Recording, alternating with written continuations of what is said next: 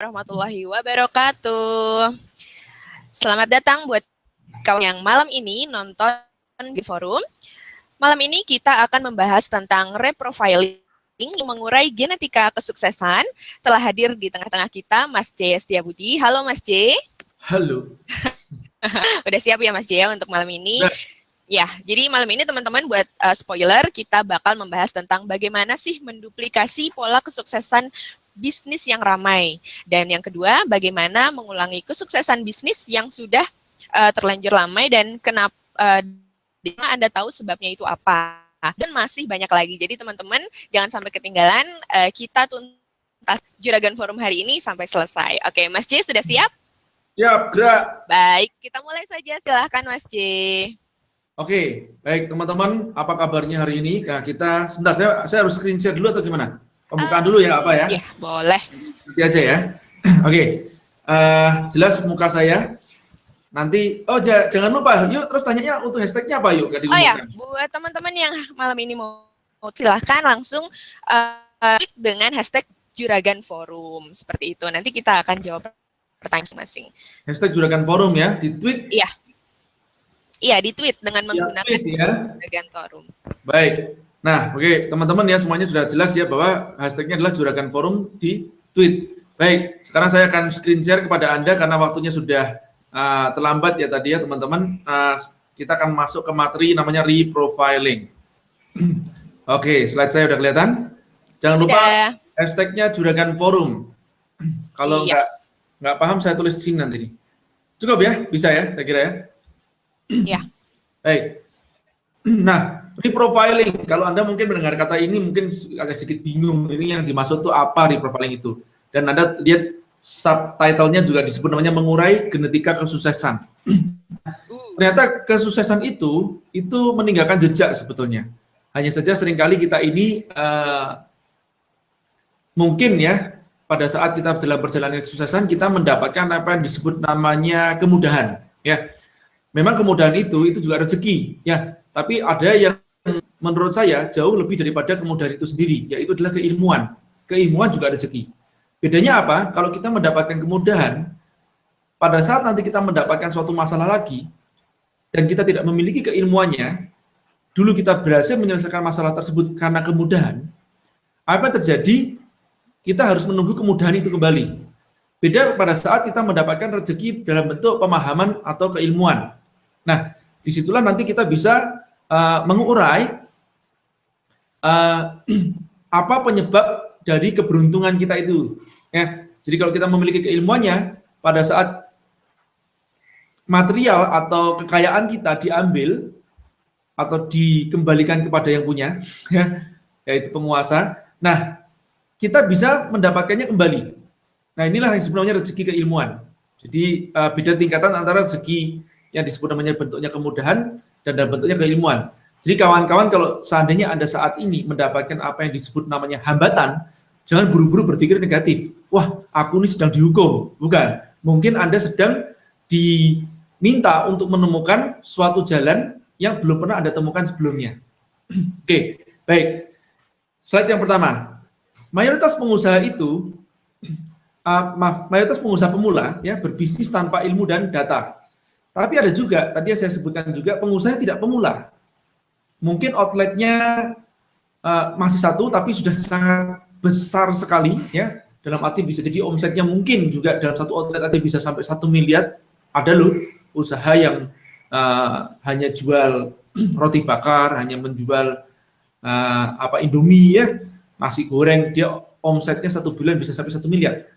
Tapi yang lucunya pada saat mungkin mereka membuka outlet yang kedua atau cabang tidak sampai jauh sampai dibandingkan outlet yang pertama. Nah, itu apa yang terjadi kesalahannya? Dan ini disebut namanya pengusaha yang mungkin tadinya kebetulan, bukan dikarenakan keilmuan. Nah, kalau sukses, kadang mereka ini bingung bagaimana cara menduplikasikannya. Dalam arti misalkan pada saat mereka ingin membuka outlet yang kedua, bagaimana ya caranya? Dan mereka mencoba-coba dengan cara yang pertama, tidak berhasil. Ternyata ada faktor X, Y, Z-nya yang tidak mereka ketahui. Atau juga, kalau mereka gagal dan kemudian usahanya tutup, mereka juga tidak mengerti bagaimana caranya nanti memperbaiki kesalahan mereka itu. Atau pada saat mereka membuka usaha yang lain atau serupa, mereka tidak memulai kegagalannya.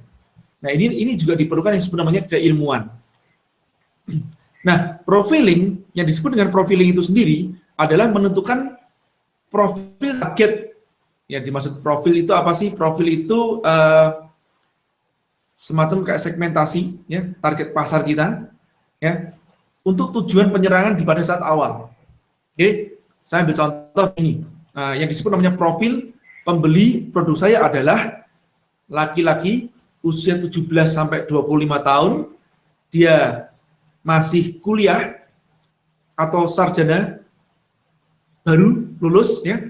Kemudian penghasilan mungkin masih di bawah 5 juta per bulan, dan geografisnya dia tinggal di sekitar Jabodetabek, interest mungkin di seminar motivasi dan kewirausahaan, itu contohnya.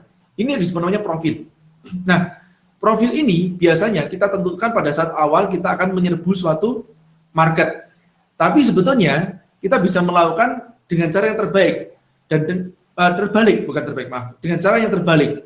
Nah, menggunakan cara yang terbalik ini kadang-kadang justru malah tokcer dan lebih murah dibandingkan dengan cara yang pertama. Dan apa yang terjadi lebih bagusnya cara pendekatan praktek atau cara pendekatan terbalik itu justru malah menimbulkan error yang kecil. Baik, bagaimana yang disebut dengan namanya reprofiling?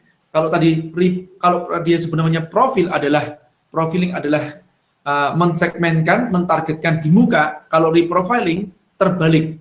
Jadi kita serbu lebih dahulu, mungkin usaha kita sudah jalan, mungkin kita sudah trial market lebih dahulu, dan kemudian kita baru mengukur siapa yang nyantol. Seolah-olah kita seperti menerbangkan umpan di banyak tambak. Kemudian kita mengukur dari tambak tersebut dengan umpan yang sama, siapa kira-kira yang nyantol. Nah, yang nyantol itulah yang kita ambil. Nah, selanjutnya, aset terbesar dalam reprofiling tidak lain adalah data. Jadi, pastikan bahwa pada saat Anda melakukan bisnis pada saat ini, Anda mendapatkan data semuanya. Saya ambil contoh pada saat Anda tidak menggunakan data, apa yang terjadi? Anda misalkan membuka suatu usaha bentuknya fisik atau warung makan misalkan, bukan usaha online. Nah, warung makan pada saat Anda buka ini tidak sengaja atau secara kecelakaan berhasil sukses atau berhasil rame. Sedangkan Anda tidak memiliki data sama sekali. Siapa pembeli yang berlangganan di warung makan Anda? Dan apa-apa saja yang mereka beli yang paling banyak laku. Anda tidak punya datanya. Nah, apa yang terjadi juga pada saat Anda akan ekspansi, Anda biasanya akan mencoba cara trial error yang serupa pada saat Anda mencoba yang pertama. Kalau keberuntungan berpihak kepada Anda, maka Anda akan berhasil. Kalau keberuntungan tidak berpihak kepada Anda, maka Anda tidak akan berhasil, tentu saja. Nah, ini tentu saja bukan seorang pebisnis, tapi seorang penjudi. Baik, nah apa yang harus Anda lakukan? Tentu saja Anda harus mendapatkan data itu. Secara ilmu pemasaran, data bisa kita sebut juga namanya segmentasi. Oke, jadi reprofiling bisa berarti juga reverse profiling atau reverse segmentation. Nah, kalau kita menganut teori segmentasi dalam pemasaran ada dibagi menjadi 4 yang pada dasarnya, yaitu geografis, dari mananya, demografis, siapanya, psikografis, apa minatnya, dan behavior atau perilaku, kapan dan seberapa sering. Nah, antara lain ini adalah penjabarannya. Geografis itu adalah negara atau wilayah. Kalau Anda misalkan ingin membidik rumah makan, tentu aja Anda berbicara masalah radius 5-25 km. Anda tidak akan membidik iklan yang lebih daripada 25 km. Karena apa? Kecuali Anda outletnya bentuknya adalah makanan khas yang mungkin tidak terbidik oleh orang lain sebelumnya. Itu pun juga tetap orang pasti akan berpikir masalah radius. Kalau seandainya dia pergi jauh-jauh hanya untuk makan, tentu saja tidak memungkinkan. Kecuali dia sudah mencelok ke kota Anda, kemudian dia akan mencari makanan khas di kota Anda bisa optimasikan dengan kata kunci rumah makan di kota Anda atau kuliner di kota Anda. Ya, jadi bagaimanapun Kalau outlet Anda adalah bentuknya fisik, wilayah itu sangat menentukan atau geografis. Kemudian size atau ukuran dari wilayah tersebut, contohnya misalkan Anda tinggal di kabupaten atau di tempat kota madya. Nah, ingat pada saat Anda membidik target pasar di kabupaten, ya alangkah bagusnya pada saat Anda ekspansi, Anda juga membidik kabupaten yang lain. Jangan buru-buru masuk ke tempatnya ibu kota. Ini bahaya sekali. Ya, jadi kalau bisa mungkin membidik target pasar itu yang serupa. Dan contoh juga kepadatan penduduk, ya memenuhi kriteria tertentu. Kalau seandainya 1 kilometer baru ada satu kepala keluarga lagi, itu tidak memungkinkan bagi Anda untuk membuka rumah makan, tentu aja. Nah, kemudian iklimnya, Anda mau menjual yang sifatnya hangat-hangat di tempat yang dingin lebih mudah, menjual dingin-dingin yang di tempat yang hangat lebih mudah. Tapi kalau Anda menjual yang dingin di tempat yang dingin, tidak mudah, tentu aja seperti itu. Nah, demografis yaitu jenis kelamin, ya laki-laki atau perempuan mayoritas. Kalau kita sudah berbicara dengan profil atau segmentasi, ini kita berbicara dengan apa yang disebut namanya mayoritas. Jadi mayoritas bidikan target pasar Anda itu adalah siapa. Jangan sampai nanti Anda membidik yang pasar minoritasnya. Mas, aku juga suka baca bukunya Mas, aku bukan target pasar yang Mas disebutkan tadi. Ya, itu saya sebut namanya bonus. Ya, jangan disebut namanya target pasar.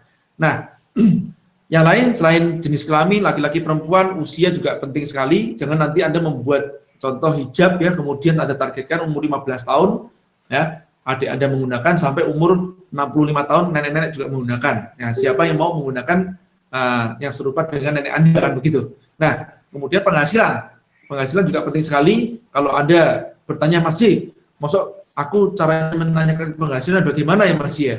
Ya paling gampang kita bicara masalah penghasilan, kita bisa melihat yang dia gunakan, atau mobil, atau handphone. Tapi biasanya saya tidak banyak menggunakan yang disebut namanya penghasilan. Saya lebih cenderung menggunakan pendekatan namanya lifestyle. Kadang-kadang kalau ada pikan orang yang penghasilannya kecil, banyak yang spendingnya gede, dan sebaliknya banyak orang yang penghasilannya gede malah hemat-hemat. Jadi buat saya kalau target pasar saya lebih cenderung menggunakan lifestyle dibandingkan penghasilan. Oke. Nah, status yang disebut dengan status ini maksudnya single, ya, double, triple, begitu ya. Jadi janda atau duda bisa juga ya. Tergantung target pasar yang Anda bidik apa. Kalau Anda membidik target pasar, misalkan produk Anda adalah makeup party, makeup wedding ya, tentu aja Anda membidik target pasar yang in relationship with, kan begitu, atau engage ya. Nah, agama ini juga penting sekali. Kalau Anda berhijab, tentu aja Anda tidak akan membidik target pasar yang Nasrani, kan begitu ya. Dan juga yang paling penting kalau Anda menjual hijab, Anda tidak akan membidik target pasar laki-laki. Nah, itu yang paling penting. Kecuali Anda menjual namanya hijab bro. Baik, psikografis. Psikografis ini paling gampang adalah interest atau minat, ya. Kelas sosialnya apa, gaya hidup tadi yang seperti saya katakan, dan ini kepribadian dan minatnya. Contoh minat ini yang sekarang paling mudah itu adalah follow atau fans siapa. Itu adalah menunjukkan suatu minat, baik itu hobi, baik itu bentuknya suatu lifestyle, ya, misalkan akun sosial media lifestyle dan akun artis, itu juga termasuk dalam kategori minat. Nah, karena para mereka yang kita follow atau yang mereka follow, target pasar kita follow itu memiliki karakteristik tersendiri. Nah, itulah yang paling mudah kita membidik target pasar berdasarkan interest. Baik, yang terakhir adalah perilaku atau behavior. Kapan kira-kira orang itu mengkonsumsi produk kita? Apakah dia mengkonsumsi pada saat berangkat kerja, atau pada saat pulang kerja, berangkat kuliah, pulang kuliah, pada saat istirahat, dan seberapa sering dia mengkonsumsi produk kita atau Anda. Nah, dan tingkat loyalitas atau repeat ordernya. Ini harus Anda ukur. Nah, kalau Anda pusing dengan pendekatan segmentasi, saya memiliki pendekatan yang lebih mudah, yang nanti akan kita gunakan sepanjang materi ini, yaitu pendekatan 4W 1H, yang sangat simpel, atau seringkali teman-teman juga menggunakan 5W 1H. Ini bisa dikombinasikan ya. Jadi kalau saya sih biasanya menggunakan 4 sudah cukup, tapi kalau Anda mau menggunakan 5 juga boleh. Ini saya ada kesalahan ketik ya. Nah, ini seharusnya 5W 1H ya, tapi bisa digunakan 4 karena saya tidak biasa menggunakan 4W 1H. Nah, W yang pertama itu apa? Yaitu what. apa saja produk Anda. Oke, jadi yang dimaksud apa saja produk Anda ini, dan ini yang dimaksud adalah kalau produk Anda bermacam-macam, itu apa saja. Oke, mungkin satu macam, tapi variannya banyak macam. Nah, dan ini pertanyaan berikutnya, biasanya kalau apa saja, kemudian mana yang teralis atau apa yang teralis. Oke, contohnya adalah pertanyaan yang kedua adalah who. Siapa spesifik target pasar Anda? Ini sering saya mengatakan kepada Anda, perhatikan baik-baik, saya menggunakan kata ini berulang, spesifik target pasar. Ya, kalau sudah bicara spesifik berarti sangat spesifik. Ya, demografis tadi yang 4 tadi paling tidak adalah 2. Oke, nah siapa spesifik target pasar Anda? Usianya berapa, gendernya, statusnya, profesi, penghasilan.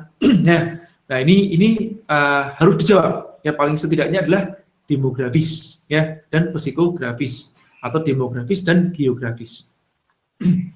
Where-nya, di mana mereka biasa berkumpul, di mana mereka tinggal, dari mana mereka datang, dan kemana mereka akan pergi. Ini bukan berarti jawaban tentang motivasi ya. Maksudnya mereka akan pergi bukan berarti ke nantinya meninggal, habis itu kemana, bukan. Maksudnya mereka datang dari mana, contohnya mereka datang dari rumah, menuju ke kantor. Nah, ini nanti sangat berarti sekali untuk menentukan survei lokasi. Misalkan Anda akan membuka tukang buburnya Alexi nanti ya. Anda akan membuka warung bubur ya, atau kedai jual bubur. Nah, jadi bubur ini bagusnya ini dari atau menuju. Nah, kan begitu ya. Jadi misalkan pas berangkat atau pas pulang. Ini kita harus tahu. Nah, daripada kita berasumsi, bagusnya kita trial. Jadi pada saat Anda trial, Anda bisa mencoba dari pagi sampai malam Anda buka. Ya, nanti ini where ini juga berpengaruh dengan namanya when-nya. Oke. Jadi yang terakhir nanti adalah when ya. Ini yang when, jadi kapan mereka membeli. Nah, why? Kenapa alasan mereka mau beli? Apa benefitnya? Apa perbedaan dibandingkan yang lain? Oke, diferensiasinya. Oke, ini harus Anda temukan alasannya. Paling gampang adalah pas Anda trial produk, Anda pantau ya apa yang dikatakan oleh konsumen Anda. Secara nyeplos itu apa yang mereka katakan tentang produk Anda gitu. Misalkan dia bilang gini, produknya jangkrik. Ibu, jangkriknya kenapanya Ibu? Iya, ini nggak tahu nih, kenyal-kenyal gitu ya. Rasanya empuk, nikmat gitu kan ya, misalnya begitu kan. Nah, ini jangan Anda asumsikan produknya apa gitu kan. Bisa jadi kan ini kan adalah dessert bentuknya kan, bentuknya mungkin agar-agar ya, bentuknya mungkin mochi ya, nah, bentuknya mochi. Apalagi itu yang apa kenyal-kenyal itu, yang permen yang kenyal-kenyal itu cireng, permen. Bukan cireng, hah? Yang soft-soft itu ya. Oh, marshmallow. Marshmallow, betul namanya marshmallow. Kenyal-kenyal ya. Kenyal-kenyal enak, kenyal-kenyal. Nah, contohnya seperti itu. Nah, ini Anda harus tanyakan duluan. Nah, kadang-kadang yang nyeplos ini dari konsumen itu sangat bagus untuk kita jadikan sebagai tagline. Oke? Nah, dan when mereka beli tadi, apakah pagi, siang, sore, malam, saat berangkat atau saat pulang. Ini juga bagus untuk menentukan jam, selain jam buka, menentukan juga di mana mereka buka. Jalur berangkat atau ke jalur pulang. Ini penting sekali. Oke? Dan harus dekat mana kan kira-kira begitu ya. Baik. Nah, kemudian seberapa sering ya ini untuk menentukan frekuensinya ya mereka membeli. Oke. Baik, saya lanjutkan. Mencari produk untuk promo yang pas. Kita langsung masuk dalam studi kasus saja. Bagaimana kita mencari produk seandainya kita sudah punya suatu usaha. Sekali lagi tadi mungkin ada berhasil membuka usahanya. Nah, kemudian Anda ingin membuka cabang yang lain dan sudah dapat lokasi yang pas, katakanlah seperti itu, kira-kira promonya bagaimana? Ataupun juga Anda sedang trial produk, oke? Anda punya 3 macam produk. Nah, dari 3 produk ini kira-kira mana yang akan menjadikan produk unggulan atau produk penetrasi yang nanti akan Anda promosikan? Itu yang dimaksud dengan pernyataan ini, mencari produk untuk promo yang pas. Ini suatu contoh kasus, dan ini kasusnya adalah kasus nyata dari alumni YA, namanya Rafli Egy, dia memiliki 2 atau 3 outlet, saya agak lupa, 2 outlet ya, dua outlet Mochi Macho di Malang. Nah, apa itu Mochi Macho? Mochi Macho itu adalah kafe tongkrongan anak muda yang menjual varian dessert dari mochi. Produk apa yang pas untuk dipromosikan saat buka outlet? Nah, ini yang paling penting. Nah, ini yang paling penting, jangan berasumsi. Begitu Anda melihat produk ini, terus Anda ngecas gitu, Mas, yang biru Mas, yang merah Mas, yang hijau Mas, yang kuning Mas. Ya, Mas, aku suka yang ini Mas, ada Oreo-nya. Mas, aku suka yang satunya lagi nih Mas, mochi cake ya, dengan Nutella almond. Nah, ini jangan, yang pada saat Anda mencari produk penetrasi atau mencari produk mana yang paling laris, jangan berasumsi. Jangan sesuai dengan selera kita, tapi sesuai dengan selera target pasar kita. Oke, ini yang paling penting. Nah, tadi ini asumsi saya adalah, bukan asumsi, kondisi kenyataannya adalah si Mochi Macho ini sudah membuka outletnya dan sudah laris. Oke, nah jadi selain tadi produk mochinya, ya, dia juga memiliki produk-produk desserts, ya, dessertnya seperti es, jadi mochi dengan es krim dengan buah-buahan, dan juga ada semacam jelly atau cendolnya. Nah, apa yang Anda sukai belum tentu adalah apa yang laris atau apa yang demand-nya paling besar. Apalagi kalau kesukaan Anda sangat langka, itu harus hati-hati sekali. Nah, apa yang harus Anda lakukan? Anda harus berbicara dengan apa yang disebut namanya data. Oke, berbicara dengan data. Jadi caranya bagaimana? Lemparkan varian-varian produk itu. Kalau saya sarankan, kalau Anda membuka awal ya, saran saya 1-3 produk. Oke, jangan terlalu banyak varian. Karena terlalu banyak varian orang akan bingung. Nah, Anda lemparkan duluan, kemudian baca datanya. Ingat, always speak with data, selalu berbicara dengan data. Kasusnya seperti gini, pada saat dilaunchingkan produk Mochi Macho ini, ternyata data itu menunjukkan penjualan seperti ini. Nah, ini dalam 1 minggu saja, penjualan apa yang disebut namanya Mochi Oreo, ya, itu sekitar 1 bulan ya, sekitar 2.950 mochi ya terjual, dan kemudian dessert milk ya itu 760 pieces dan atau porsi. Kemudian dessert mango sebanyak 735. Ini adalah yang terbanyak dibandingkan dengan data yang lain. Anda bisa perhatikan ya di sini. Nah, kalau kita menggunakan data paling enak. Jadi dari sinilah kita tidak berasumsi. Jadi dari situ kita bisa memutuskan kira-kira produk mana yang akan kita promosikan. Ingat, promosikan produk yang laris, menarik lead yang baru. Ya, jadi kalau produk yang tidak laris juga boleh kita promosikan, tapi untuk pelanggan yang lama. Nah, kita promosikan produk yang mungkin kurang laris tapi atau yang untungnya lebih besar. Itu kita margin lebih besar kita bisa promosikan. Oke. Nah, ini kita dapat ya, ternyata ada 3 produk itu yang termasuk terlaris.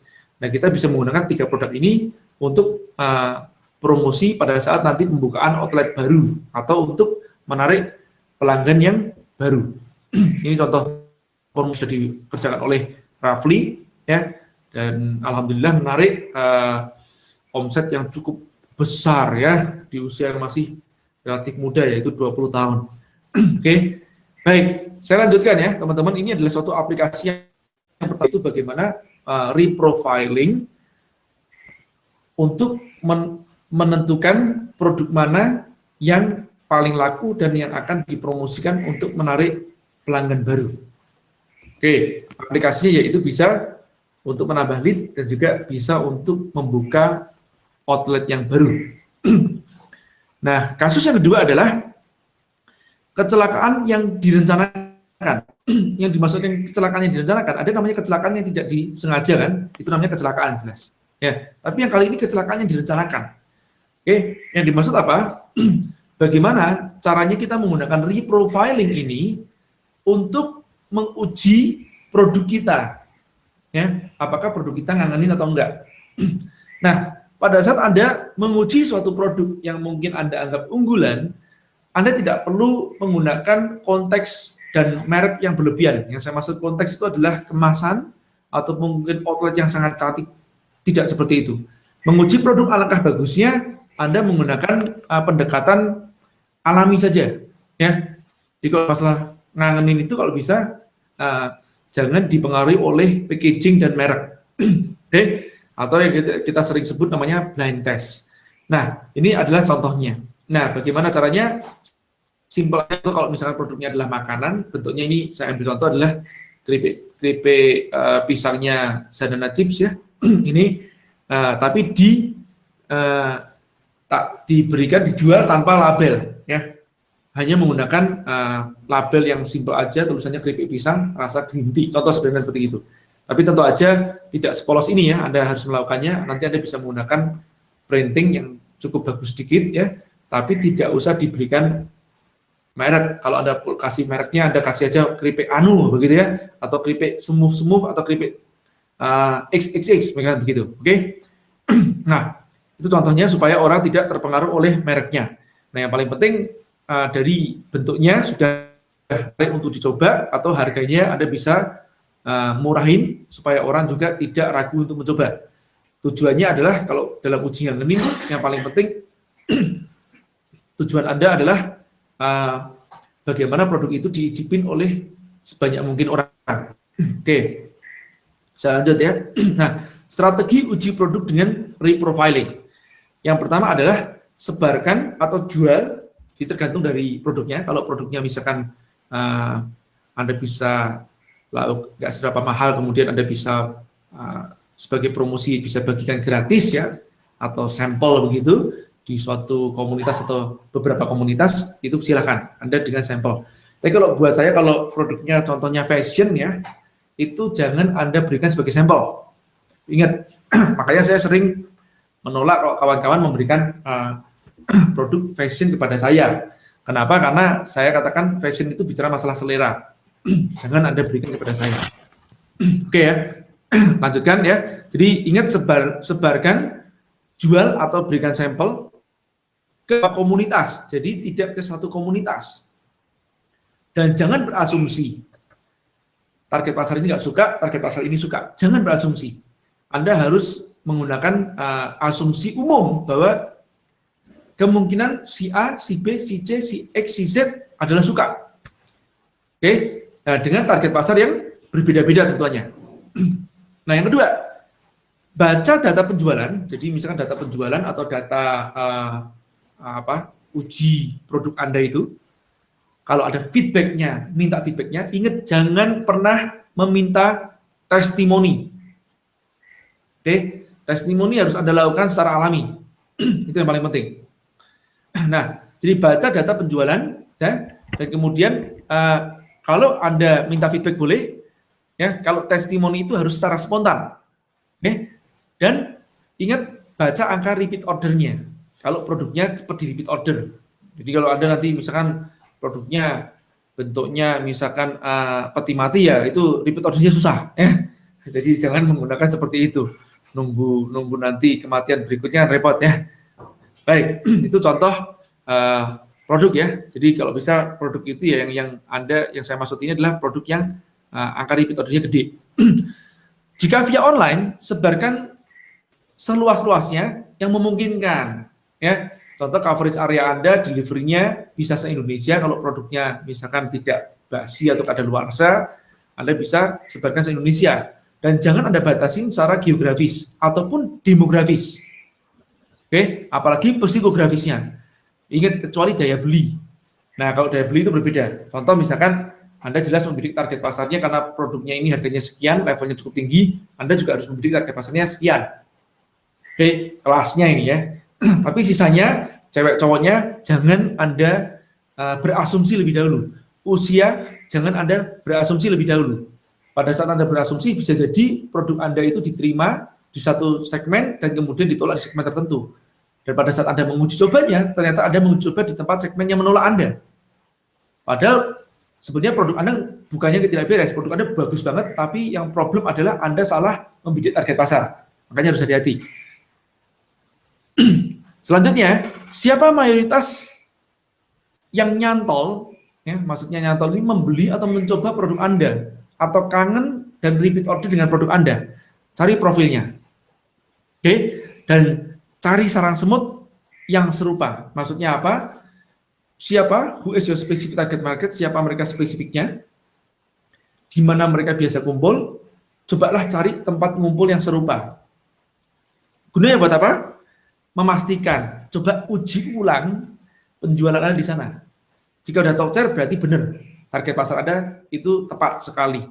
Jika tidak, mungkin itu kecelakaan lagi. Dan Anda harus lakukan adjustment. Oke, baik ya. Sesuaikan desain kemasan, merek, dan slogan berdasarkan profil Anda dapat. Jadi ingat, Anda mendapatkan data pre-profiling ini manfaatnya sangat banyak sekali. Ya. Begitu Anda uji coba produknya, kemudian Anda, oh ternyata ya target pasarnya adalah ini. Dari situlah Anda bisa menyesuaikan desain kemasannya, ya, itu cocoknya yang girly atau yang maco, ya, yang elegan atau yang unyu-unyu. Nah, ini dari target pasar yang ada bidik, ya. Setiap target pasar memiliki karakteristik sendiri dan tentu aja packagingnya juga berbeda-beda. Mereknya juga begitu. Ingat di dalam buku saya, Salon Gatot, Salon Lisa, Salon Tinje, Salon Veronica, Salon Angelina, Salon FJB itu akan berbeda-beda. Oke, target pasarnya berbeda-beda. Nah, pastikan bahwa merek itu akan sesuai dengan target pasar Anda. Dan kemudian yang terakhir adalah slogan. Ya, nah, slogan ini alangkah bagusnya pada saat Anda sudah menguji beberapa kali di target pasar Anda, dan kemudian Anda mendengarkan kira-kira apa sih spontanitas ceplosan mereka terhadap produk Anda. Nah, dari situlah Anda bisa mendapatkan slogan yang justru didapatkan dari customer, bukan slogan yang Anda inginkan, bukan seperti itu. Oke, nah, memilih cabang. Oke, lanjut ya. Ini yang kasus yang ketiga. Tadi kasus yang kedua, memilih lokasi cabang yang tepat. Nah, ini contoh kasusnya tadi yang saya sebut namanya kecelakaan sukses. Kalau tadi kita sengaja melakukan kecelakaan itu, yang kali ini benar kecelakaan sukses. Ya. Misalnya, Anda membuka outlet pertama ramai, ya, kemudian buka cabang, kok sepi? Oke, apa yang salah? Nah, sebenarnya bisa jadi Anda salah, tentu aja pasti lokasinya kan begitu loh. Nah, ini bagaimana cara kita menentukan lokasi yang benar? Ini yang paling penting. Terus kalau sudah terlanjur sepi gimana Mas Ji? Ya pilihan Anda buka di tutup dan kemudian buka di tempat yang lain. Tempat yang sekarang di-adjust sesuai dengan target pasarnya. Tapi itu artinya Anda kalau dalam kasus membuka cabang itu Anda sudah menjadi pecah fokus. Oke, nah reprofiling outlet yang ramai ini yang paling penting ya. Jadi Anda tadi dalam kasus adalah sudah memiliki satu outlet yang terbukti atau kecelakaan ramai. Nah itulah yang Anda reprofilkan. Siapa sih target pasar Anda itu sesungguhnya secara spesifik dan dari mana mereka berasal. Oke, misalkan mereka berasal itu maksudnya datang dari perkantoran, datang dari kampus, datang dari perumahan kah? Kalau ada perumahan, tipenya tipe berapa? Kalau ada kosan, kosannya tipenya seperti apa? Ini menunjukkan kelas ekonominya mereka. Dan kemudian when-nya atau kapan? Apakah mereka itu beli atau kebanyakan tempat rumah makan Anda ini ramainya di jam makan siang, di sore hari, atau di malam hari?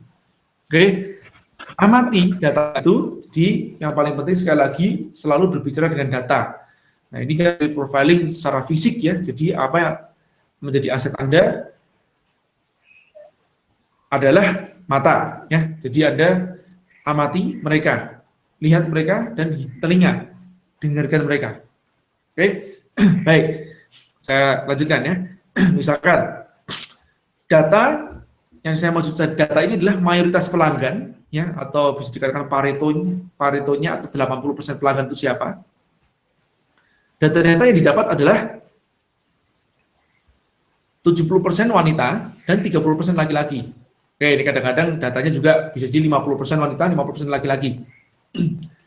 Usia 17 sampai 25 tahun contohnya. Kemudian mereka masih kuliah atau alias kebanyakan adalah mahasiswi. naik sepeda motor matic kebanyakan. Ini contoh aja, tapi sepeda motor tidak mutlak banget, yang penting motornya. Oke, lanjut. Nah, saat pulang dari kampus, itu mereka makan di sana atau di tempat Anda. Nah, kemudian ramainya pada saat sore hingga malam. Nah, dari data tersebut, Anda bisa menganalisa. Kira-kira kalau Anda mencari tempat, Anda akan cari yang kriterianya seperti apa? Ini kan kita katakan profil atau kriteria si pelanggan. Berbeda dengan namanya kriteria tempat. Tapi yang namanya kriteria dari pelanggan tersebut, ya itu bisa untuk menentukan kriteria tempatnya. Oke. Nah, dari situlah kita dapatkan lokasi yang ideal untuk membuka cabang adalah harus dekat dengan kampus. Oke, ini yang pertama. Dan kemudian sebaiknya yang kampusnya mayoritas wanita. Nah, untuk penjelasan ini agak sedikit berbeda ya, teman-teman. Tadi pada saat kita survei memang mayoritas 70% wanita. Tapi Anda juga harus survei apakah kampus di sekitar Anda atau dalam arti outlet yang pertama tadi yang ramai tadi itu memang mayoritas wanita. Nah, kalau ini memang mayoritas wanita, Anda tentu aja alangkah baiknya juga menguji coba. Jangan-jangan di kampus yang mayoritas laki-laki atau mungkin 50-50 laki-laki dengan perempuan juga laku di situ kan begitu ya. Dalam arti tidak dikarenakan oleh gender mereka membeli. Ini Anda harus pahami. Jadi kalau kasus asumsinya misalkan kampus tersebut memang kampus tersebut adalah 50-50, tapi yang datang mayoritas wanita, ada apa kampus di sekitar situ, ada yang cewek, ada yang cowok, tapi yang datang tetap mayoritas wanita, maka dari itu produk Anda mungkin banyak disukai atau digemari oleh wanita. Oke. Nah, jadi terus kemudian banyak menggunakan motor matic. Maksudnya apa? Cari lokasi kampus yang banyak menggunakan motor matic atau cari lokasi yang banyak dilewati oleh motor matic. Itu contohnya. Ya, dan wanita. Terus ingat, berada di sisi kiri menuju jalan pulang dari kampus ke rumah kos. Oke, kenapa? Ada yang tahu nggak? Kenapa yuk? Karena mereka membeli rata-rata saat pulang dari kampus. Di keterangan sebelumnya kan? Ya. Dan ramainya sore hingga malam hari. Jadi yang dimaksud sore hingga malam hari ini artinya pada saat mereka pulang dari kampus. Ya. Nah, kenapa di sebelah kiri jalan? Karena jalan pasti lewat sebelah kiri, Mas. Nah, karena kita nyetirnya di Indonesia, jadi sebelah kiri. Iya. Ya. Nah, jadi artinya apa? Kalau di sebelah kanan jalan itu adalah barrier bagi kita untuk menyeberang. Iya. Oke, apalagi kalau tempatnya macet. Dan apalagi kalau ada boulevardnya. Ya. Nah, makanya biasanya orang itu menghindari apa disebut namanya jalan searah. Ya, karena jalan searah itu sangat riskan untuk dipakai untuk tempat usaha. Ya, kenapa? Orang itu harus muter lagi kalau orang itu seandainya nyasar atau terlalu jauh tempatnya. Ya, dicari kalau bisa dua arah.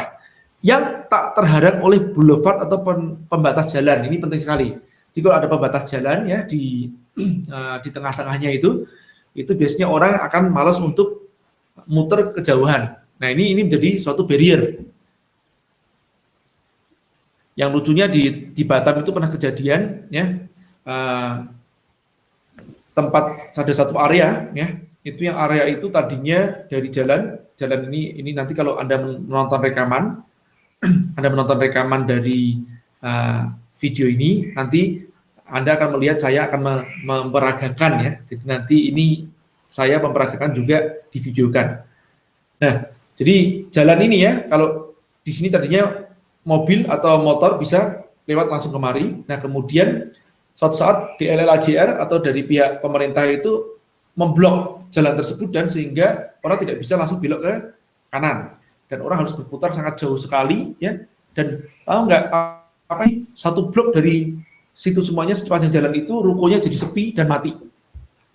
Nah, ini penting sekali, pastikan kalau Anda membuka suatu usaha ya tidak ada dalam waktu dekat regulasi dari pemerintah untuk mengubah marka jalan. Dan dari pemerintah pun juga ini juga perlu Anda ketahui kalau Anda menjadi seorang aparat ya, ini yang paling penting adalah jangan sembarangan mengubah marka jalan atau memberikan pembatas jalan. Nah itu dengan Anda mengubah seperti itu, rezekinya orang bisa mati itu ya gara-gara itu. Oke ya. Nah saya lanjutkan. Jadi ini yang paling gampang itu ya, kalau kita ngambil contoh itu adalah di undangan pernikahan. Ya, orang tuh paling demen banget membuat peta yang sangat cakep banget gitu ya, itu pada saat dia menikah. Nah, bagusnya peta seperti ini, Anda juga pada saat Anda mau mencari lokasi usaha. Oke, ya teman-teman, jadi itu tadi part pertama dari materi kita malam ini. Buat teman-teman yang malam ini mau bertanya, silahkan pakai hashtag Juragan Forum.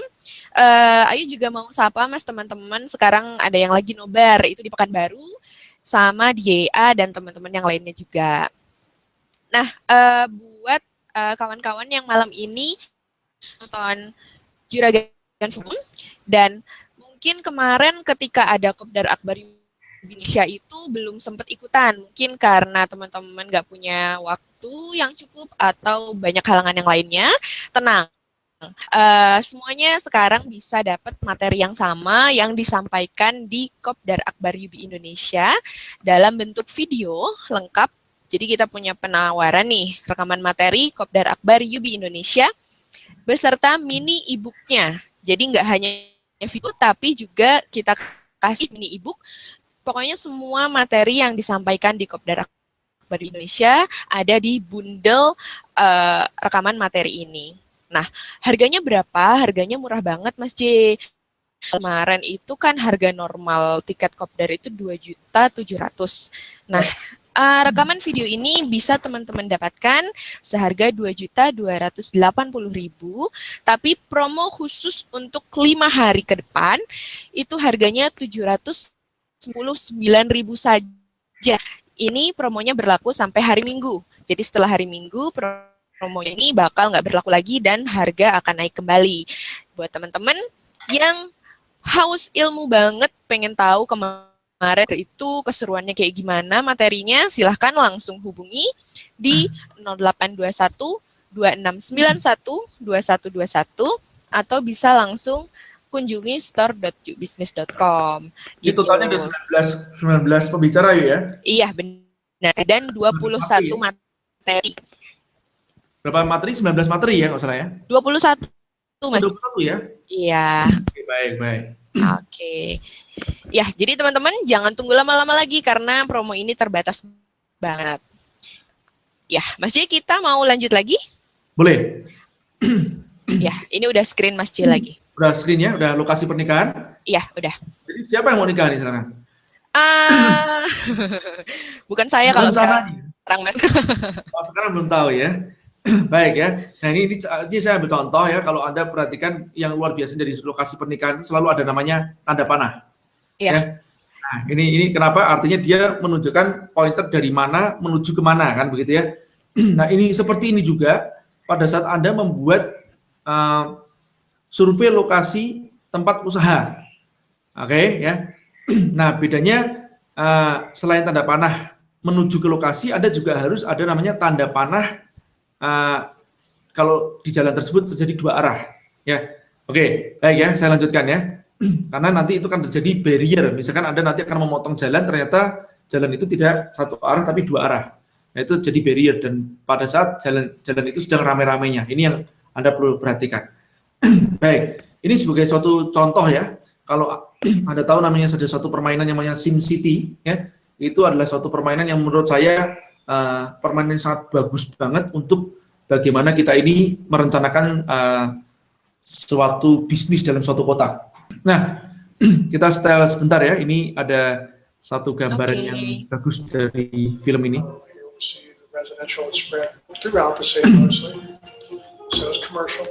Oke, tadi saya mundurkan sedikit sekali lagi ya. Ini terlalu cepat tadi. Oke, dia bilang residential spread ya. Jadi yang dimaksud apa? Harusnya kita pada saat melakukan survei lokasi, kita juga menandai dalam peta tersebut di mana tempat-tempat tinggalnya. Ya ini kota kecil dengan 700.000 ya. Nah, tapi kan kita harus bertanya 700 berapa luas areanya, Mas? Kalau luas areanya sangat padat seperti ini atau sangat kecil, tentu aja kepadatannya sangat besar ya. Nah, ini contohnya yang ditandain hijau-hijau adalah tanda tempat residensial, tempat tinggal. Nah, sales komersial dia tandai dengan warna biru. Oke. Nah, industrial ya, maksudnya apa? Industri itu artinya tempat di mana nanti orang itu akan kerja. Oke. Nah, Anda perlu tahu sekali tadi daerah wilayah sekitar sini tadi, ini highlight saya. Ini adalah wilayah tempat tinggal tadi kan, ayo ya. Nah, iya benar. Wilayah tempat tinggal. Dari wilayah tempat tinggal di sini adalah wilayah tempat mereka bekerja. Oke, artinya apa? Traffic pasti akan paling ramai itu menuju kemari pada saat pagi hari. Iya. Oke, yang disebut namanya menuju, artinya saya yakin ini kalau jalan ini, ya, ini akan lebih ramai di pagi hari. Yang saya tunjuk tadi, ya, ini yang saya highlight. Kelihatan tadi ya? Iya, kelihatan. Nah, kalau pulang sebaliknya, yang jalan ke arah sana, ini yang pulang. Paham ya? Nah, ini main road, ini main road yang disebut namanya jalan berangkat, ini sebenarnya jalur pulang. Ya, jalur berangkat dan jalur pulang. Kita lanjutkan.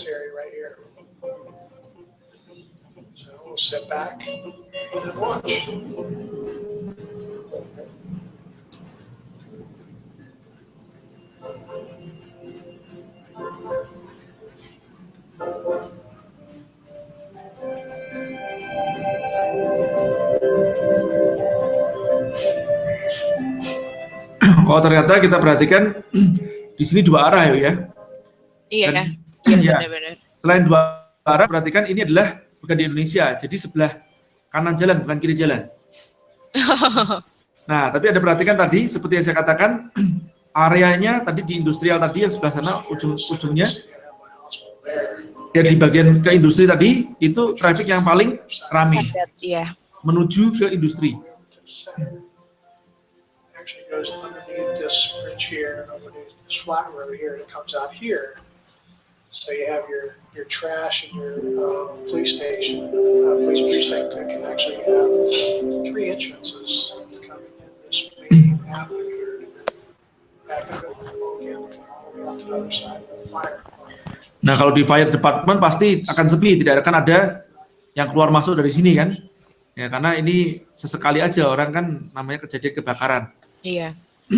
Ini penataan kotanya bagus banget ya Mas. Ya, ya. Nah, ini sebetulnya kalau wali kota cocok nih kalau mainan gamenya SimCity ya. Ya.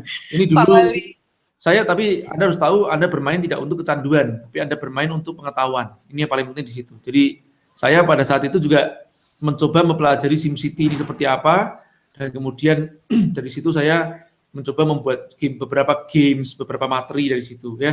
Nah, tapi pada saatnya berhenti, jangan Anda canduan main gamenya. Baik, ini adalah undangan pernikahan lagi.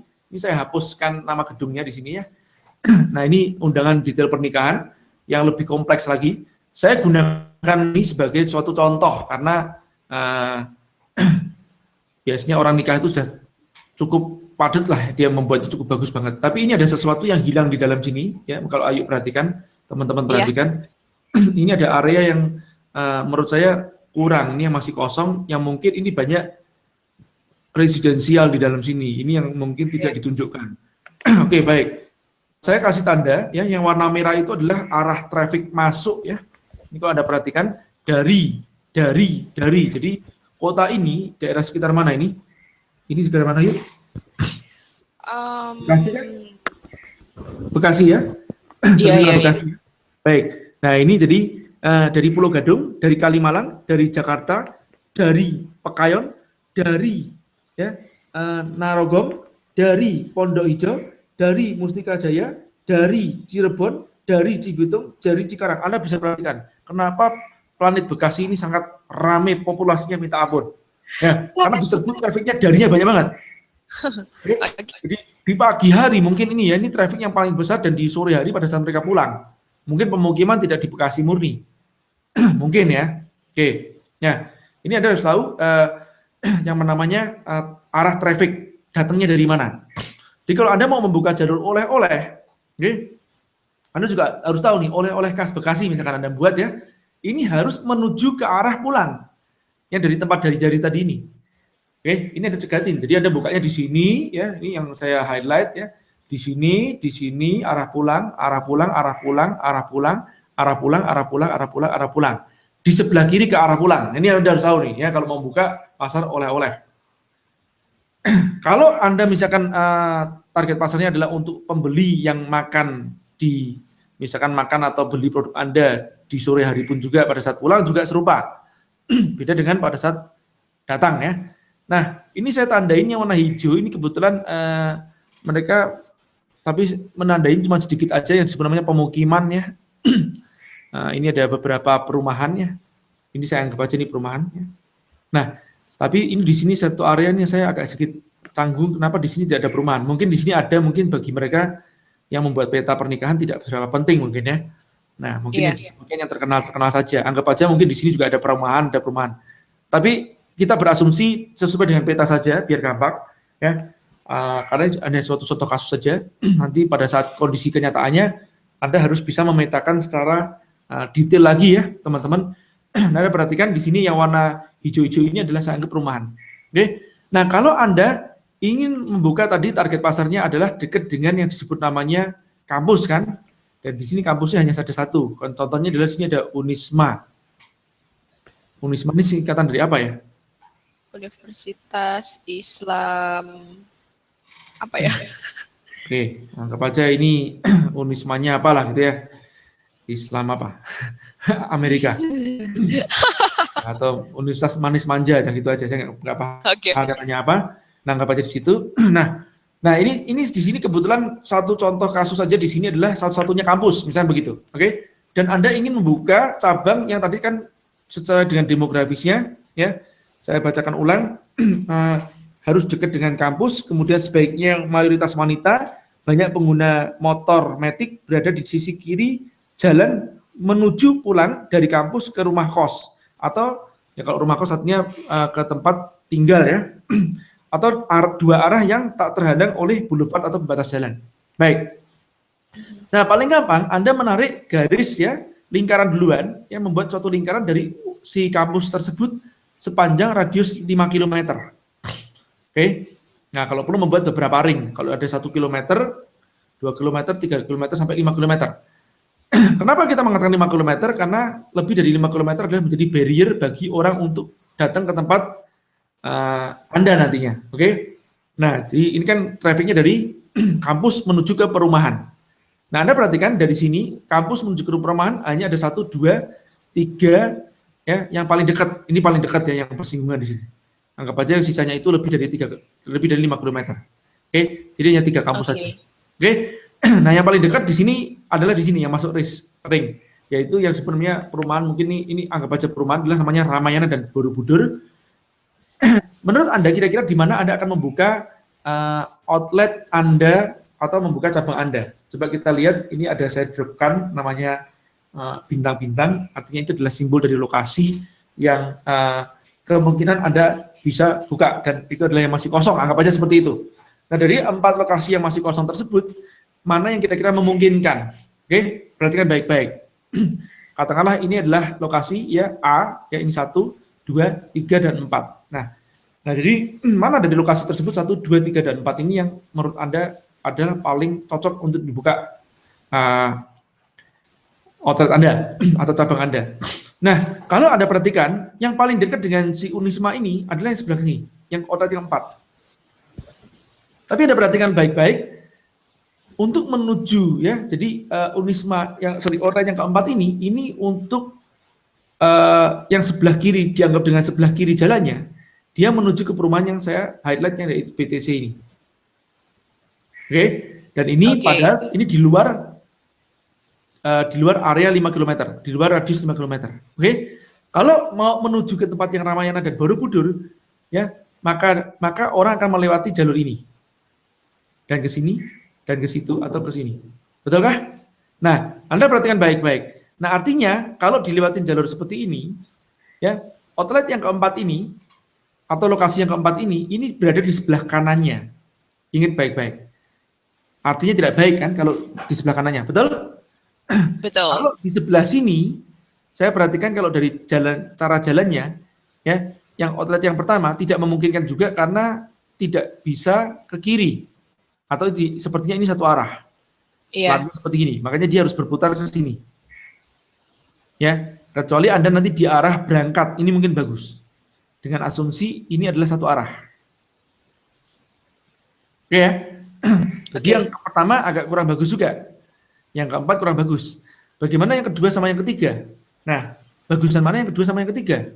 Kalau yang ketiga berarti yang kedua Anda harus ke kiri duluan dan Anda berada di sebelah kanannya. Betul nggak? Iya. Nah, beda dengan lokasi yang ketiga. Lokasi yang ketiga menurut saya termasuk terbagus. Kenapa? Untuk menuju ke tempatnya Ramayana, perumahan dan Ramayana ataupun Borobudur, Anda melewati jalur ya sebelah sini, kemudian ke sini. Artinya ini dia berada di sebelah kiri. Iya. Betul ya? Menuju ke perumahan. Nah, artinya lokasi yang terbaik dari keempat ini adalah lokasi nomor 3. Betul? Nah, ini contoh cara pemilihan lokasi pemetaan pasca tadi kita memetakan who is our specific target market dan where they usually hang around. Oke, siapa target pasar Anda yang spesifik dan di mana mereka biasa berkumpul dan kapan mereka membelinya ya. Oke, baik. Ini studi kasus yang cukup dalam ya, teman-teman untuk membuka outlet. Dan Anda perhatikan apa yang saya sampaikan ini, saya katakan tidak dimiliki oleh 90% franchise lokal. Ini Anda harus tahu. 90% franchisor lokal di Indonesia tidak memiliki ilmu ini atau ilmu pemetaan lokasi. Baik, saya lanjutkan. Nah, alangkah baiknya pada saat Anda membuka suatu outlet yang mungkin belum pasti, ya, ataupun juga kemungkinan sudah cukup bagus menurut Anda, pas menurut Anda, alangkah baiknya Anda mencoba secara mobile lebih dahulu. Jadi artinya apa? Jangan gunakan kios permanen, apalagi kontrak sewa selama 2 tahun. Oke, lebih baik Anda mencoba mungkin membayar ongkos mahal dikit, Anda bisa menyewa 3 bulanan, atau bisa menyewa 1 bulanan, atau kalau ada outlet yang mobile seperti di gambar ini lebih bagus. Oke, jadi Anda coba duluan. Ya, di tempat yang tadi menurut taksiran Anda adalah tempat yang strategis. Nah, coba kalau ternyata ya dengan membuka outlet seperti ini ya, semi permanen itu tidak laku, ya, Anda paling nggak bisa mengejas atau pindah tempat. Oke, coba dan coba. Oke, ini alangkah bagusnya. Cara yang kedua adalah dengan namanya pesan antar. Oke, jadi misalkan Anda membuka outlet mungkin radiusnya 5-10 km dari situ, itu outlet yang pertama atau cabang yang pertama. Dan ini sekarang Anda akan ekspansi sekitar 5-10 km. Nah, apa yang Anda lakukan? Menggunakan prinsip obat nyamuk. Ini sudah saya pernah tuliskan di tempat grup Facebook saya, Juragan Forum bersama Jaya Setiabudi. Nah, saya tuliskan kalau Anda ekspansi itu bagusnya Anda mengikuti kaidah obat nyamuk. Ya, apa itu obat nyamuk? Pelan-pelan melingkar, radiusnya diperlebar, radiusnya dilebar. Jangan langsung buka di kota yang lain, buka di kota yang lain, atau di jalan yang terlalu jauh dari sekitar Anda. Yang pertama, karena awareness-nya, jadi awareness di tempat yang berjauhan itu belum tentu menjangkau pelanggan Anda yang saat ini. Kedua, ya, Anda akan repot untuk memantau. Oke, memantau alias apa nanti misalkan Anda di radius 25 km, 30 km apalagi di luar kota, Anda harus mencolok ke sana kemari untuk memantau 2 outlet. Oke, dan pengiriman barang pun juga relatif tidak mudah. Makanya gunakan teori obat nyamuk untuk membuka atau ekspansi outlet. Baik, nah ini kasus pesan antar ya. Jadi caranya bagaimana Anda menerima pesan antar dengan radius 10 km, karena seperti itu. Ya, Anda ingin membuka cabang 10 km dari situ. Nah, kenapa lakukan 10 km meskipun jauh? Lakukan. Gunanya buat apa? Untuk memetakan lokasi mana yang gemuk. Oke, nah jadi dari peta lokasi pengiriman, oke, misalkan di wilayah Anda bagi itu menjadi 10 sektor lah ya A sampai A, B, C sampai J gitu kan ya, atau I, Anda bagi 10 sektor itu. Nah kemudian dari 10 sektor tersebut mana yang paling sering pengiriman, oke? Nah yang paling sering pengiriman tersebut ya Anda baru buka outletnya di dekat situ, itu insya Allah langsung laris dan risikonya sangat kecil. Baik, penggunaan reprofiling untuk menemukan slogan. Ya, ini sudah pernah saya bahas sebelumnya di buku saya Bukalah Solaris ya. Bagaimana saya membuat slogan untuk Papapia, membuat bahkan merek dan slogan untuk Papapia. Nah, Anda lihat sendiri ya, ini saya menggunakan coret-coretan. Ini kalau Anda perhatikan ini lagi demografis. Betul nggak? Ya, ibu-ibu 25 sampai 35 tahun ya, bawa anak naik mobil seperti Avanza atau Xenia ya. Nah, terus kemudian dia nyeplosnya ya, itu komentar-komentar secara spontannya ini why-nya ya. Isinya banyak, ngangenin ya, pengen beli lagi, terus memprol gitu kan ya. Nah, terus siapa ini yang suka? Anak-anak suka. Yang paling banyak variannya, buatnya apa? Ya, buatnya kacang hijau sama coklat sama keju ini yang terlaris. Nah, ini bisa nih. Ini Anda perhatikan. Jadi, disinilah dengan data tersebut Anda bisa menggunakan 3 produk ini sebagai produk penetrasi kalau buka di satu tempat baru. Jadi tidak usah 10 varian rasa, 10 varian Anda buat semuanya, tidak usah. Oke. Nah, terus apa sih occasion-nya atau wear-nya biasanya mereka itu dipakai buat arisan dan juga dibuat camilan standby di rumah. Ini contohnya. Nah, ini saya merumuskan ya merek Papapia dan kemudian dengan tagline jadi rebutan anak istri. Oke, termasuk desainnya pun didesain sesuai dengan target pasarnya. Oke, target pasarnya ibu-ibu, kita gunakan bapak ya usia 45 tahun sampai 50 tahun ya agak sedikit ganteng dan maco kan begitu ya. Kurang lebih seperti itu. Dan desainnya pun juga supaya catchy dibuat warna merah dan putih. Baik. Ini penggunaan reprofiling untuk penemuan slogan. Jadi kalau bicara masalah slogan, bicara masalah who sama why paling banyak di situ. Oke, baik ya. Nah, bagaimana penggunaan profiling untuk pengembangan produk ya? Tadi kita sudah banyak bahas tentang aplikasi dalam bisnis offline. Sekarang kita masuk dalam contoh aplikasi dalam bisnis online ya. Tapi asumsi saya adalah Anda mungkin belum benar-benar anggap aja belum benar-benar mengenal online itu seperti apa atau tools-tools yang otomatis seperti apa. Nah, jadi kita menggunakan secara manual aja. Caranya sangat simpel ya. Yang pertama Anda harus punya satu akun, tentu aja akun sosial media contohnya ya. Atau kalau enggak website yang bisa meng-grab alamat email ya. Nah, dari situlah nanti Anda bisa mendapatkan akun mereka. Jadi contohnya misalkan Anda by Twitter, mereka harus follow dan mention. Atau kalau dengan Instagram juga begitu, follow dan mention. Dengan Line berarti harus nge-add akun Line Anda. Dengan Facebook harus add friend, like, dan mention.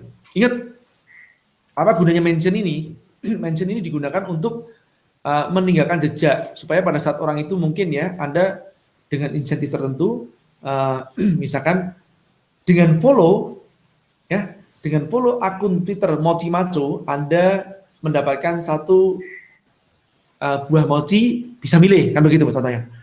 Nah, ini bagus, tapi yang repotnya apa? Pada saat dia nanti follow kemudian dia unfollow lagi, Anda nggak mendapatkan rekan jejaknya. Tapi kalau dia sudah follow dan dia mention, Anda mendapatkan rekan jejak. Oke, nah yang mention tadi tersebut, itu kan berarti kan dia sudah dianggap sebagai pelanggan, contohnya begitu, artinya dia melakukan pembelian. Nah, yang mereka yang melakukan pembelian ini Anda amati. Oke. Contohnya bagaimana? Anda cari ya, lihat foto-foto dan TL mereka. Kuliahnya di mana? Ya, kerjakah? Ya, cewek atau cowok? Kalau cewek sama cowok ya tulisin cewek sama cowok. Kalau persentasinya banyakkan cewek, tulisin persentasinya berapa persen cewek, berapa persen cowok. Ya, usianya berapa? Apakah kita harus menanyakan usia kepada mereka? Nggak usah. Dan kita juga nggak harus melihat kelamin mereka untuk mengetahui jenis kelamin kan?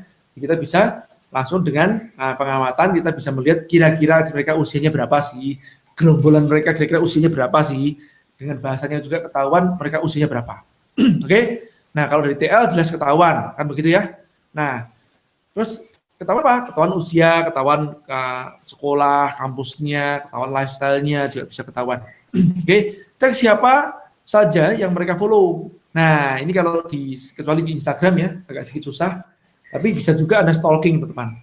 Jangan mereka pas stalking, mereka komentar di tempatnya siapa, Anda bisa melihat kan? Nah, Anda bisa juga follow mereka lebih dahulu. Kemudian stalking akunnya mereka. Ya.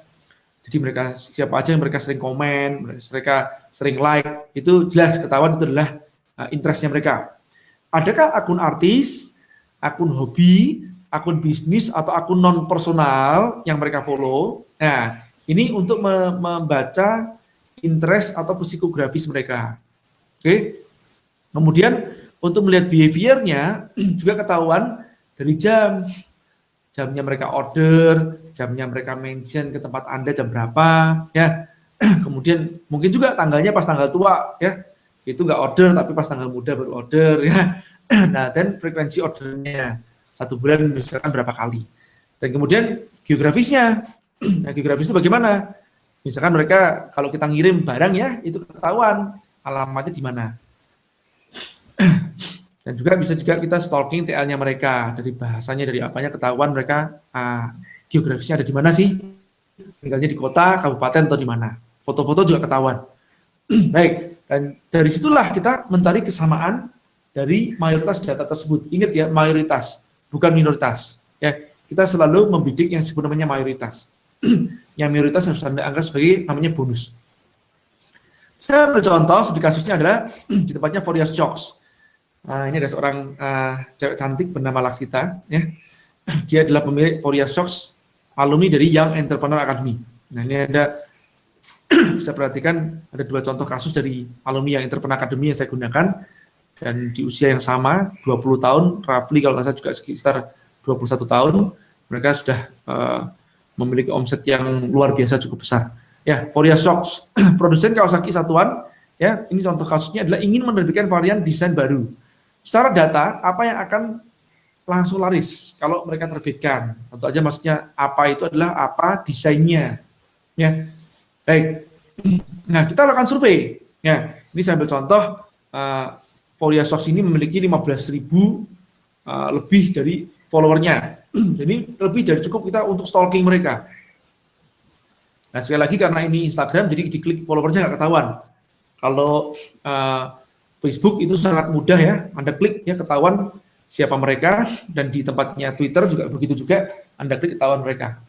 Oke, kalau Anda akunnya misalkan masuknya dari Instagram ke tempatnya Line, nah Anda paling gampang pakai aja nama lengkapnya siapa. Biasanya dari nama lengkap tersebut kalau Anda masukkan ke Facebook ataupun ke tempatnya Twitter, banyak benernya lah itu, kecuali akunnya memang akun klonengan. Oke, nah stalking detailnya mereka ya. Yang mention yang barusan order ya, yang testimoni, nah itu di stalking, di follow, di stalking, oke, diobrak-abrik akunnya, oke. Jadi Anda jangan hanya mau stalking mantan aja, tapi juga stalking pelanggan yang lebih penting. Ya. Nah misalnya dari kesamaan interest tersebut ya, didapat ya kesamaan interestnya terbanyak followers Fourier Shocks ini misalkan aja. Mereka adalah follow akun cat lover atau serba kekucingan, ya, kucing-kucing begitu. Nah, ini bisa jadikan bagi Fourier untuk mendesain. Oh, berarti kalau aku menerbitkan varian desain berbau atau beragam kucing, itu insya Allah akan laku keras. Nah, dari situlah Anda mungkin menerbitkan ya varian desain kucing-kucingan seperti ini, misalkan ya. Ini untuk ceweknya, ini untuk cowoknya, ya. Nonton aurat nih ya, nggak boleh ya. Nah, ingat ya, daripada sibuk ngobrak-abrik TL mantan ya, saran saya mendingan Anda sekarang mulai belajar ngobrak-abrik TL pelanggan. Baik, slide yang terakhir. Slide yang terakhir, ini kesimpulan saja dari apa yang saya katakan tadi. Ini bisa Anda gunakan sebagai tools ya, nanti Anda bisa screenshot untuk sementara sebelum Anda mendapatkan rekamannya.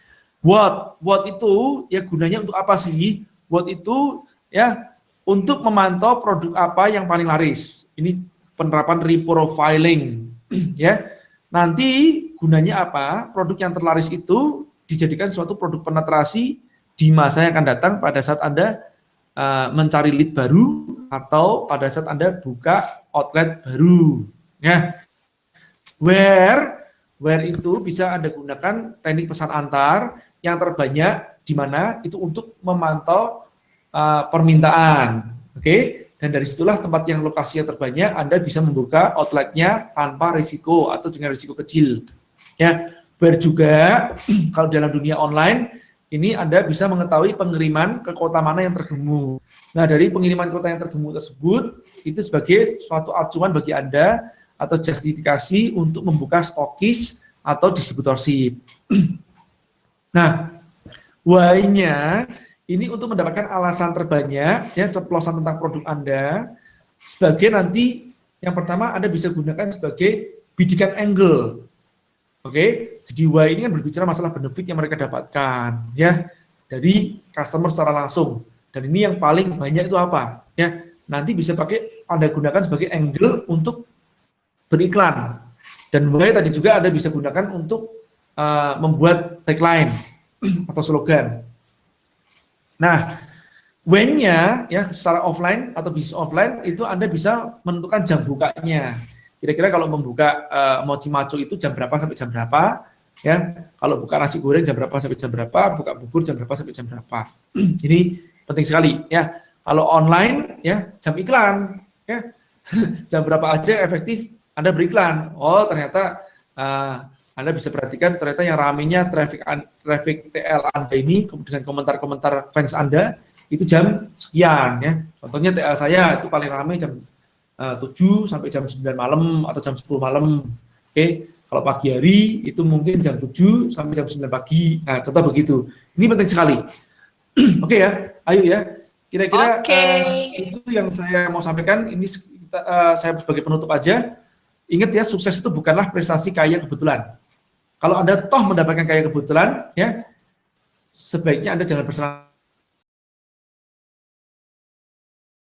Ya, teman-teman yang mau bertanya silahkan langsung dengan hashtag Juragan Forum, langsung tweet atau mungkin boleh di email yang bergabung di Line juga, silahkan langsung.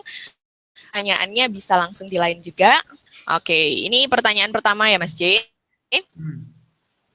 Pertanyaan pertama Mas J, reprofiling berdasarkan segmentasi. Tadi sempat bingung sendiri waktu ngomong pada segmen demografis, Mas J lebih memilih lifestyle daripada penghasilan. Sedang di segmen psikografis sudah ada gaya hidup atau lifestyle. Jadi kita harus melihat salah satu atau harus combine. Karena ada yang penghasilan tapi spending money-nya boros. Ini yang tanya sebentar, Mas Danang Adeyaksa. Oke, Mas Danang, dari mana Mas Danang? Ketahuan ya, geografisnya dari mana? Baik, ini pertanyaannya bagus banget. Nah, jadi yang saya maksud tadi itu, saya betul sekali, saya maksudnya tadi lebih memilih kalau untuk produknya, misalkan produk fisik, bentuknya fashion, bentuknya makan gitu ya, saya lebih cenderung memikirkan psikografis dibandingkan demografis dalam konteks penghasilan. Maksudnya penghasilan saya nggak berapa pikirkan. Ya, karena produknya bentuknya adalah fashion atau lifestyle. Maaf, bentuknya fashion ya. Nah, fashion ini tergantung dari lifestyle ataupun juga tadi kayak mochi macho tadi itu marketnya menurut saya itu adalah makanan fashion. Oke, makanan yang bukan bicara masalah mengenyangkan. Ya, tapi makanan yang cantik, yang indah gitu ya. Kalau kita bilang namanya makan cantik. Nah, jadi dari situ saya lebih memilih tidak menghiraukan yang sebenarnya penghasilan. Jadi kalau kita bicara masalah 4 segmen tadi itu ya, nah segmentasi tadi itu tidak harus semuanya digunakan sekaligus dalam suatu pembidikan target pasar. Ya, bisa jadi hanya 3, bisa jadi hanya 2. Paham ya? Baik. Ya. Nah, contoh kalau menggunakan penghasilan bukan lifestyle itu Anda misalkan produknya adalah asuransi. Nah, kalau Anda produknya asuransi, Anda lebih cenderung berbicara masalah penghasilan, ya, orang yang punya penghasilan dan lifestyle-nya itu tidak boros, cenderung concern terhadap keluarga. Ini contohnya seperti itu. Ya. Iya. Udah ya Mas ya? Ya. Oke, ke pertanyaan kedua dari Mas Agus.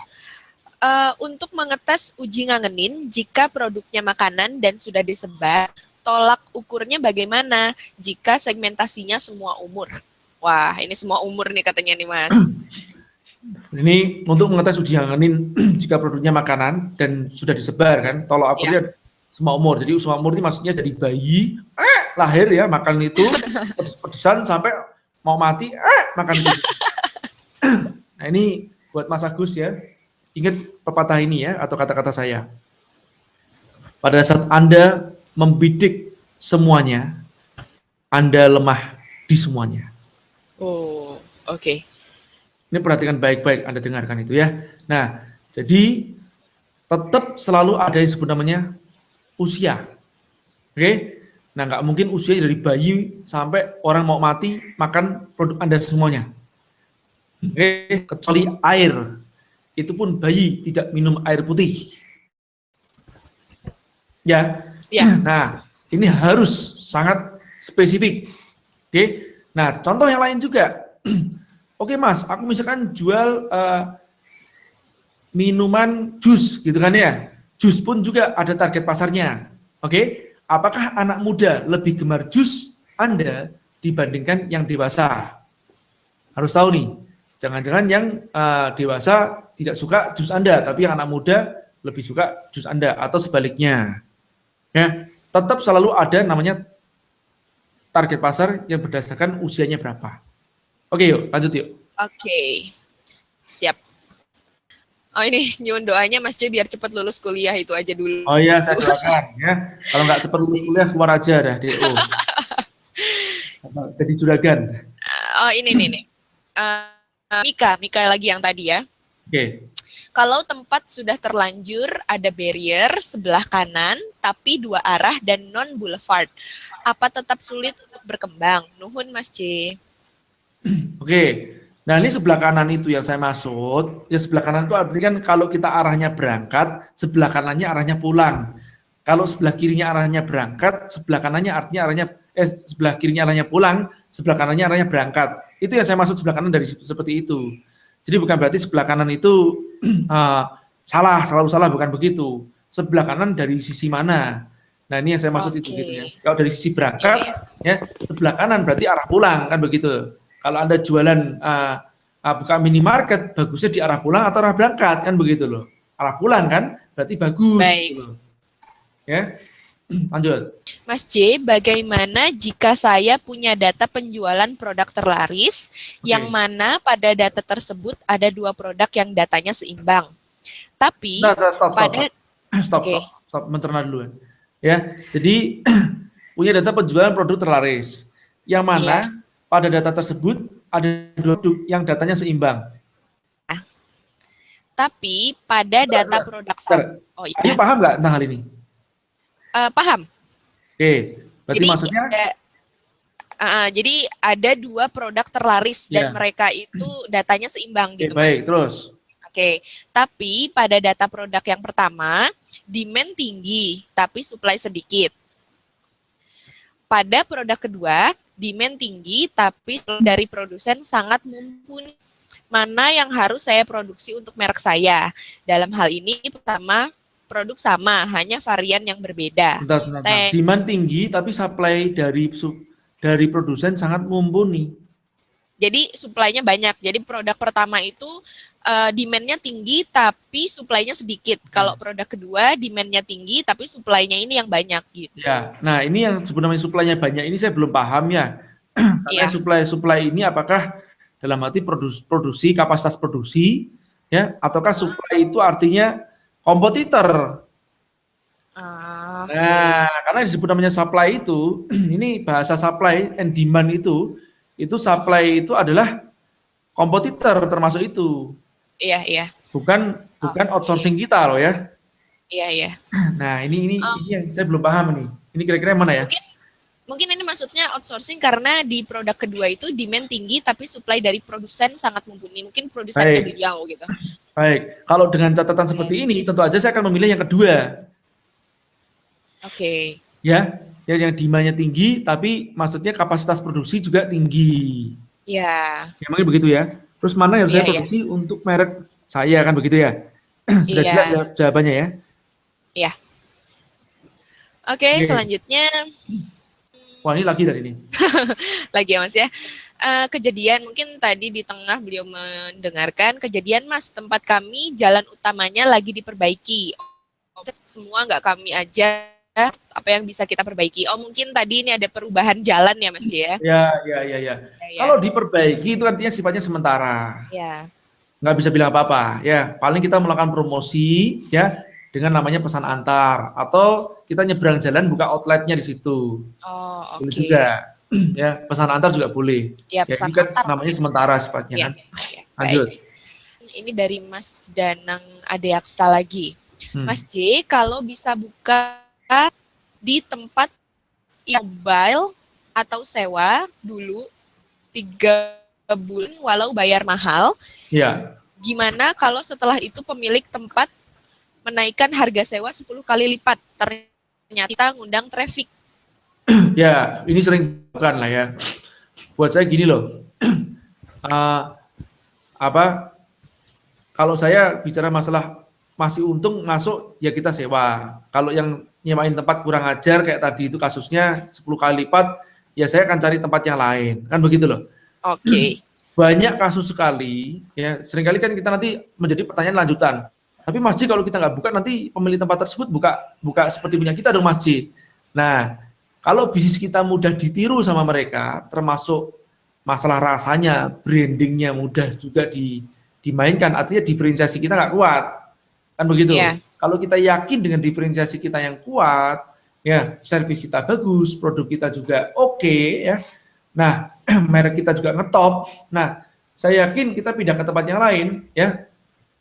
Saya yakin mereka akan ngikut gitu loh. Makanya bagusnya sebelum 3 bulan sewa selesai, ya itu kita sudah 1 bulan terakhir kita tulisin akan pindah ke tempat sini, kan begitu. Nah, apalagi paling bagus lagi kalau kita tadi memiliki namanya database. Betul ya? Database dalam bentuk akun apa. Jadi begitu seandainya nanti kita pindah, kita tinggal blast ke tempatnya mereka, broadcast ke tempatnya mereka akan ikut pindah semuanya.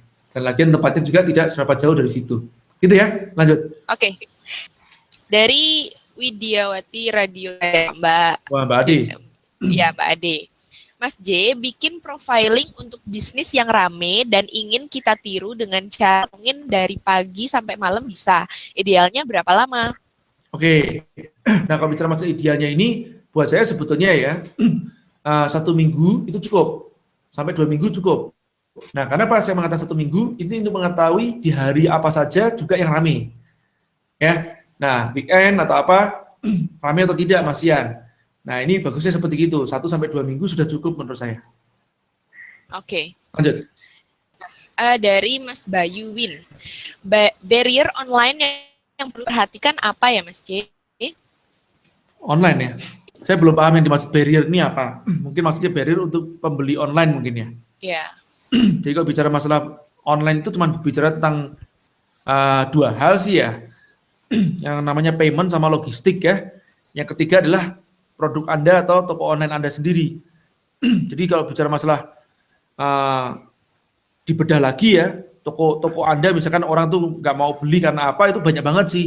Ya, bisa jadi copywriting Anda nggak bagus, bisa jadi foto produk Anda tidak bagus, bisa jadi toko Anda tidak dipercaya, kan karena paymentnya juga mungkin juga tidak lengkap ya.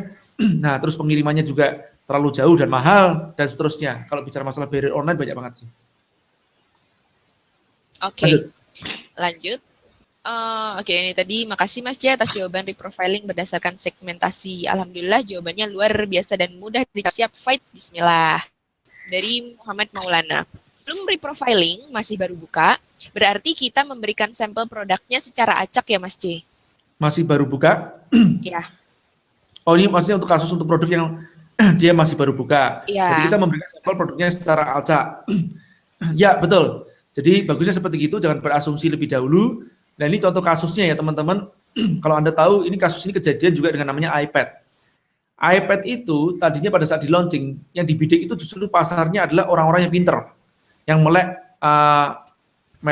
teknologi. Tahu nggak, pada saat di launching ternyata iPad ini banyak dikonsumsi oleh nenek-nenek sama anak-anak. Ya. Nah, jadi jangan remehkan loh pasar nenek-nenek sama anak-anak. Orang tua ya, ini namanya nenek-nenek, kakak-kakak ini beli iPad, dia mampu sekali loh. Betul? Justru pada saat kita mendidik orang remaja, tidak benar-benar mampu. Nah, apa yang terjadi? Ternyata tablet Android banyak dikonsumsi lebih ke arah anak muda, tapi iPad justru dikonsumsi oleh orang dewasa dan anak-anak. Oke. Lanjut. Sebentar. Sepertinya itu yang terakhir Mas J untuk malam ini. Oke. Iya. Baik. Ya, ini mudah-mudahan teman-teman bisa mencerna. Nanti Anda akan mendapatkan rekamannya dengan tampilan saya berbicara kepada Anda, ya. Dan ganti-ganti screen nanti tentu aja ya. Nah, jadi pesan saya yang terakhir ya buat teman-teman, ya ini yang tadi saya katakan tapi terputus, sukses itu bukanlah suatu prestasi kayak instan atau kayak kebetulan. Ya, kalau Anda kaya secara kebetulan, yang repot apa? Nanti kalau Anda diambil kekayaannya, Anda tidak bisa kebetulan lagi. Ya, atau tidak mudah untuk mendapatkan kebetulan itu lagi. Nah, tapi yang disebut namanya sukses itu adalah suatu proses pendewasaan diri kita, ya, kematangan kita mempersiapkan kepan untuk menjadi sukses dan juga menemukan DNA keilmuan, ya, untuk mendapatkan kekayaan tersebut sejak dari awal mulanya. Oke, sehingga saat kekayaan itu diambil oleh empunya, ya, kita mampu menemukan jejak kembali untuk mendapatkannya. Ya, maka dari itu apa yang disebut namanya ilmu atau rezeki pemahaman itu sangat luar biasa, melebihi yang disebut namanya keberuntungan atau kebetulan. Begitu ya, teman-teman, sampai ketemu lagi. Oke, terima kasih banyak Mas J untuk ilmunya malam ini. Buat teman-teman yang mungkin pertanyaannya belum terjawab, silahkan nanti langsung bisa tanya lagi mungkin di Juragan Forum ya Mas J. Ya.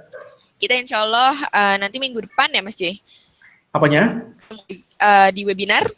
Oh enggak, 2 minggu aja sekali yuk. Oh ya, 2 minggu. Ya, nanti minggu depan ya. kita ketemu lagi. Ya, salam kangen buat teman-teman UB Indonesia yang lagi nobar, terutama di mana aja yang lagi nobar yuk? Di Pekanbaru sama di Bandung itu di YA. Oke, di YA ya. Wah, teman-teman YA ini top-top ya. Mereka haus keilmuan. Oke. Terima kasih. Terima kasih banyak. 2 minggu lagi. Ketemu 2 minggu lagi. Wassalamualaikum warahmatullahi wabarakatuh.